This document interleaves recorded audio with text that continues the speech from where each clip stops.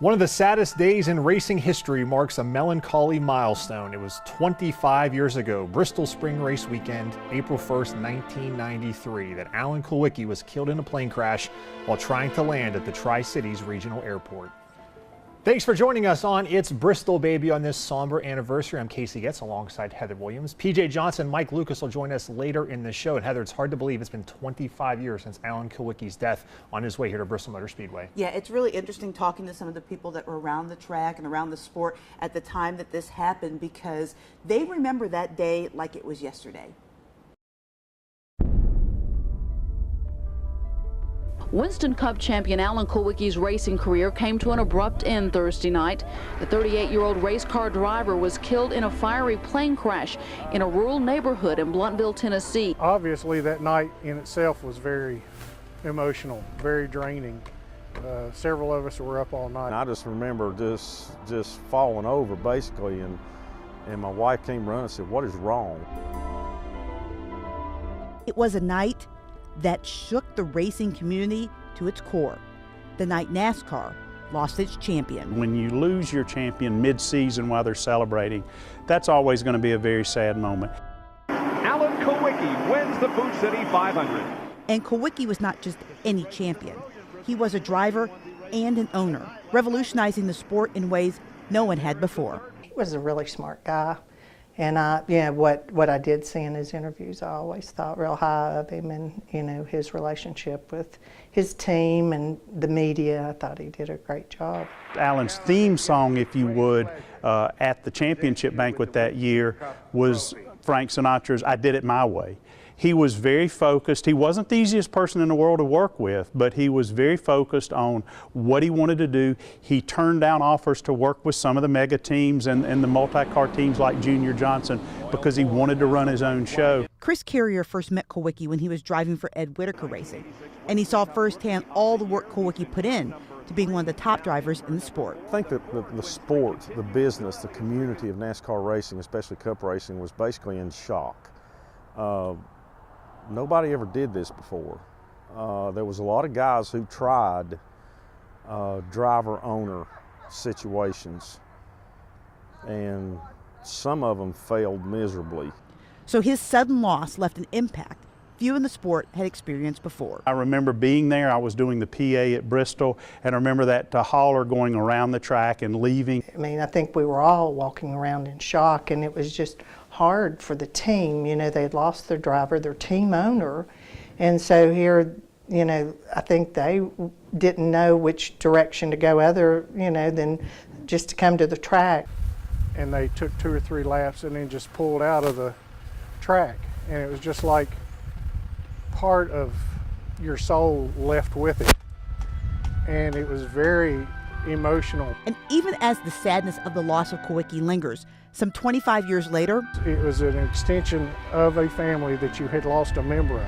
His legacy as a champion and a game changer in the sport continues to live on. I'm just glad for the memories of being able, the privilege of working with him, being close to him, calling him my friend.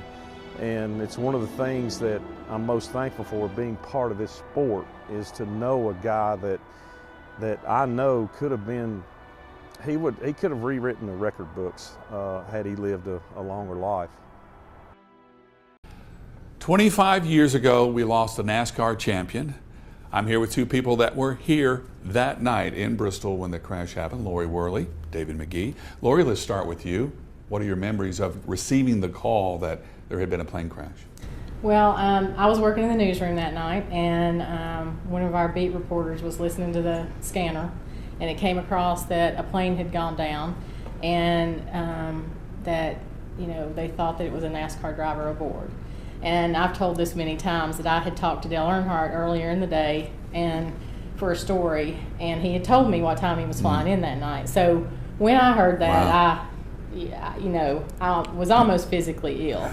But not too much longer after that, before I headed out to the airport, they told me that the initials AK were on the plane. I was working at Food City Race Night, which was in Kingsport that night, and we finished about 9 o'clock or so, and I had just gotten home, and the phone rang, and it was one of my coworkers.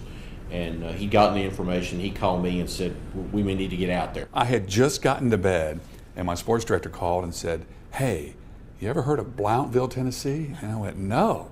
What? Blount? I said, it's not Bluntville, is it? He goes, well, maybe it's Bluntville. I said, well, that's where the airport is. Why? He goes, they think a plane has gone down, and they think Alan Kulwicki may have been on it. You know, just for me, never having dealt with having to cover something like that in my career, it was really emotional, and I honestly didn't know how to handle it first. That drive where I was going to the airport, and in my head I'm like thinking, still praying that he was going to be okay and everybody on the plane was going to be okay. But you know, pretty quickly after I got there, it was pretty obvious that there were no survivors, even though they didn't make that announcement for quite a while. And I was just a few days ago at BMS, and they've got the wall of monuments there, or whatever they call it, and Kulwicki is there. You know, for such a short career, he really left an impact at several tracks. He really did, and the thing was, he wasn't crazy about concrete, if you remember. He was not a huge fan, but he was really good at Bristol. I wonder how many more races he would have won, how many championships he might have won. It's just sad to think back to you know, what might have been. If you do the what-if game, your man Earnhardt ended up with 7. Yeah. You have to wonder, would Kulwicki have taken a couple of those from him, as hot as he was? As much as I love Earnhardt, I have to say that between Kulwicki and Davey Allison, had both of them lived, yeah, I think there could have been some changes there as far as how many championships Earnhardt had. I think the fact that he's on the ballot for the NASCAR Hall of Fame right now is really significant, and I would personally love to see him get in either this year or next year, because I mean, you know, Jeff Gordon was the hottest driver in the 1990s, but he might not have won 4 championships. He might have won 3. 25 years ago, we lost a true champion. For Lori Worley and David McGee, I'm PJ Johnson. All right, thanks a lot, PJ, for that perspective on Alan Kulwicki there. And Heather, it's kind of crazy to think about what could have been for Alan Kulwicki if not for his untimely death. Yeah, cut down in the prime of his career. Really, only the second time in NASCAR history the champion has died in the season after winning a title. So sad day for NASCAR for sure.